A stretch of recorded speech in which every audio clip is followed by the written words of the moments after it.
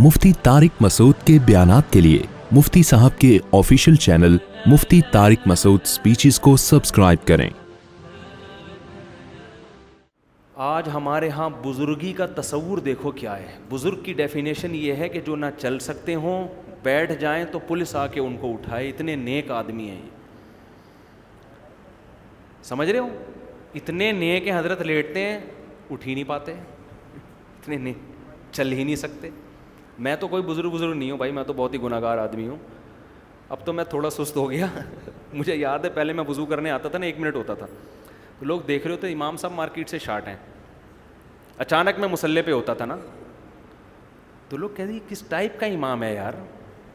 लोगों के जहन में इमाम का तस्वुर ये था, खरामा अपने घर की सीढ़ियों से चलते हुए आ रहे हों, 4 आदमी हज़रत को धक्का दे के चला रहे हों, एक ने हज़रत का नाड़ा उठाया हुआ हो, दूसरे हज़रत ने पाइंचे उठाए हुए हों, ठीक है ना, और फिर ऐसे आए। और अजीब सा एक हमारे यहाँ जो पीर होते हैं ना, जाहिल पीर, पीरों की 2 किस्में, एक सही पीर भी होते हैं और एक 2 नंबर पीर। 2 नंबर पीरों को आप जाके ज़रा देखो,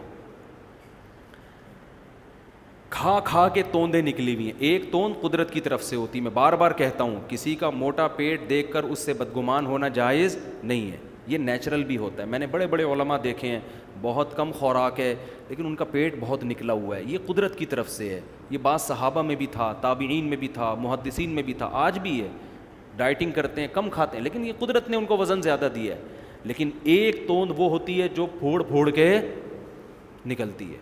हदिये, नजराने, बकरे, दुम्बे इतने खाते हैं यार। तुम खुदा के बंदे कभी रोज़ा भी रख लिया करो, अल्लाह के बंदो। पीर जुमेरात का रोज़ा सुन्नत है, याम 20 का कभी तो कुछ कम करो। कुरान दाऊद अलैहिस्सलाम की तारीफ़ें कर रहा है, ऐसी बहादुरी से लड़े। तो क्या दाऊद अलैहिस्सलाम माज़अल्लाह ऐसे होंगे कि चला नहीं जा रहा, बैठा नहीं जा रहा? सलमा इब्ने अकवा रज़ी अल्लाह ताला अन्हु सहाबी रसूल है, घोड़े से तेज़ दौड़ लिया करते थे, घोड़े से तेज़। और आज हमारे यहाँ मज़हब का तस्वुर क्या बन चुका है, जितना बड़ा पोस्ती सुस्त होगा उतना नेक होगा। दम करा रहे होंगे लोग उससे, लोग उससे क्या करवा रहे होंगे?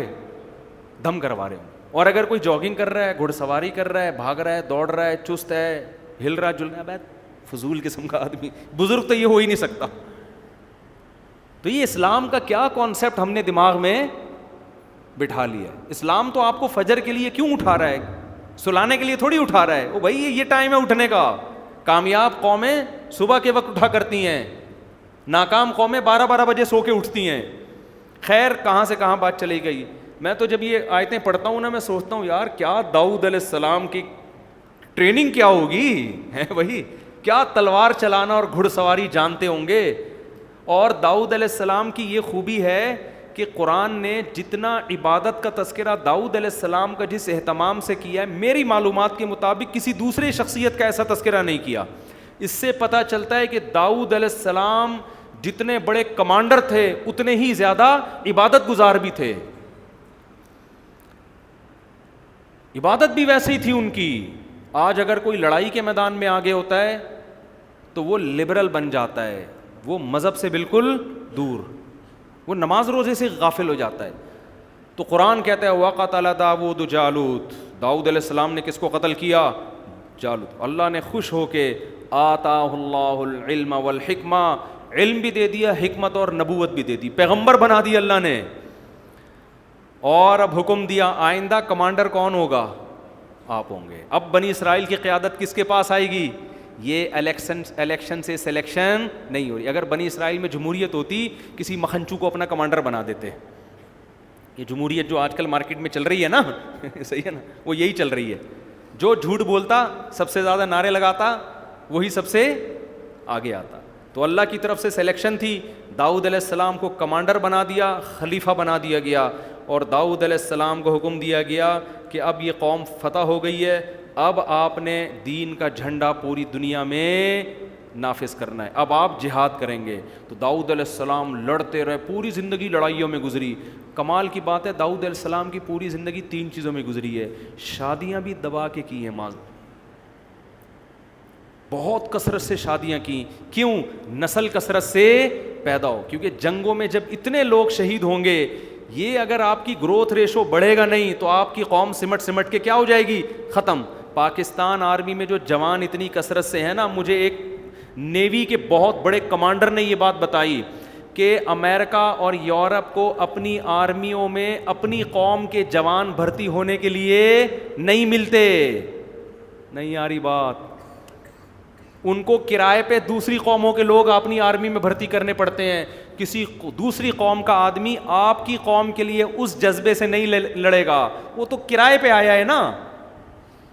امریکہ اور ان قوموں میں اتنے لوگ نہیں ہیں, جبکہ انہوں نے کہا ہمارے پاکستان میں کیا ہے, لائن لگی ہوئی ہوتی ہے سلیکشن کے لیے. ہر آدمی کہتا ہے مجھے بھرتی کرو, دوسرا کہتا ہے مجھے بھرتی. یہ کیوں ہے؟ گروتھ ریشو زیادہ ہے. اگر یہ 2 بچوں پہ آ گئے نا ہم, تو یہ فیسلٹی ہماری کیا ہو جائے گی, ختم. عسکری لحاظ سے کمزور پڑ جائیں گے.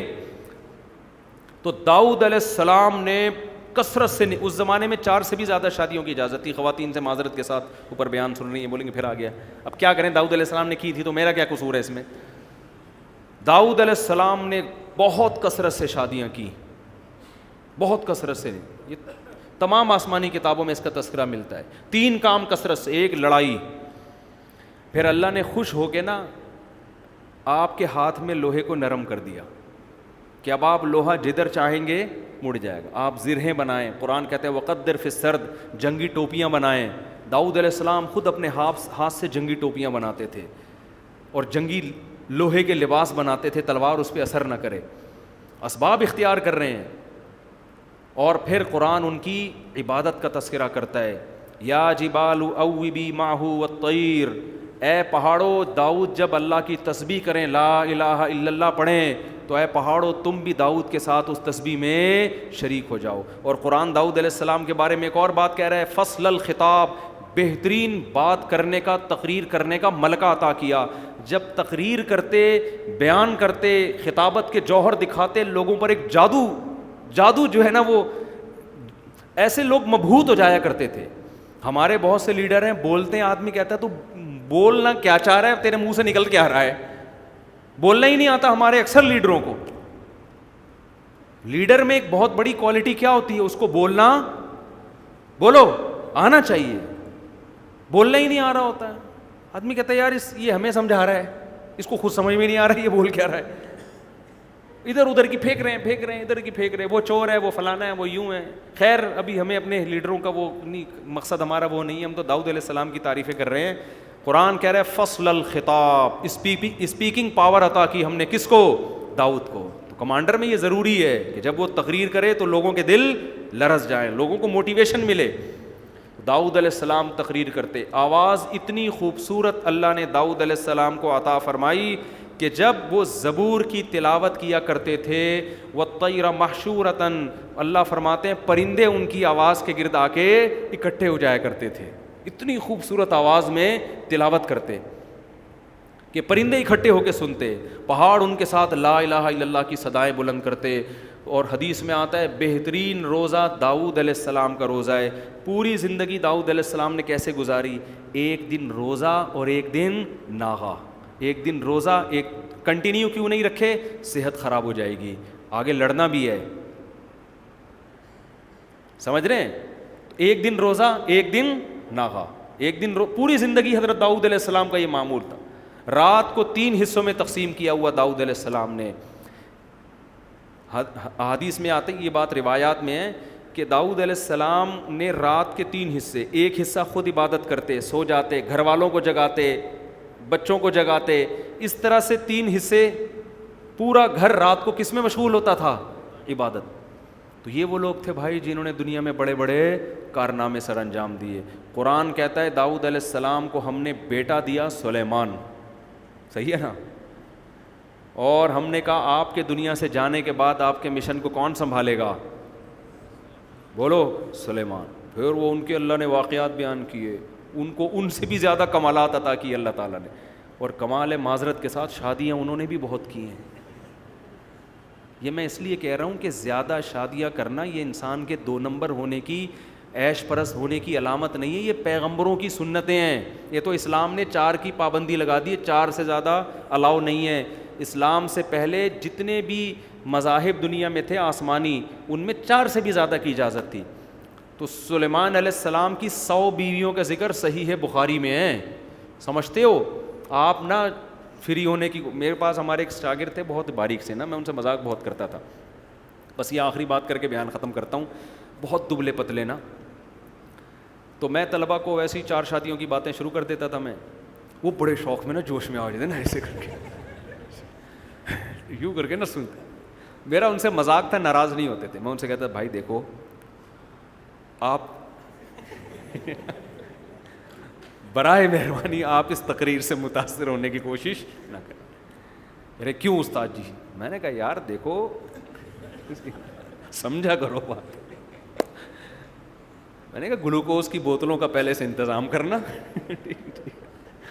وہ بھی ہنستے تھے، برا نہیں مانتے تھے.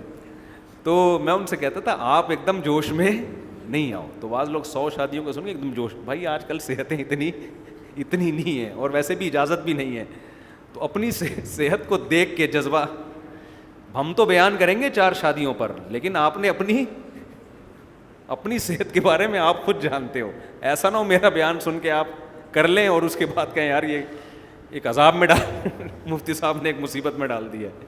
مجھ سے لوگ پوچھ رہے ہوتے ہیں آ کے، جب دوسری شادی کا مشورہ دیتا ہوں نا میں. ایک دن ایک صاحب آئے، میں نے ان کو سمجھایا، کہہ رہے میں بیوہ سے کر رہا ہوں یہ وہ نا، پوری بات ہو گئی. پوچھنا چاہ رہے تھے، ان کے منہ سے نکل نہیں رہا تھا. پھر مجھے کہتے ہیں یار وہ ایک بات آپ سے کرنی ہے ذرا اکیلے میں. میں نے کہا آ جائیں بھائی، چھاؤں میں آ جائیں. کہہ رہے ہیں یار وہ خوراک ذرا بتا دیں گے کیا کھانا ہے.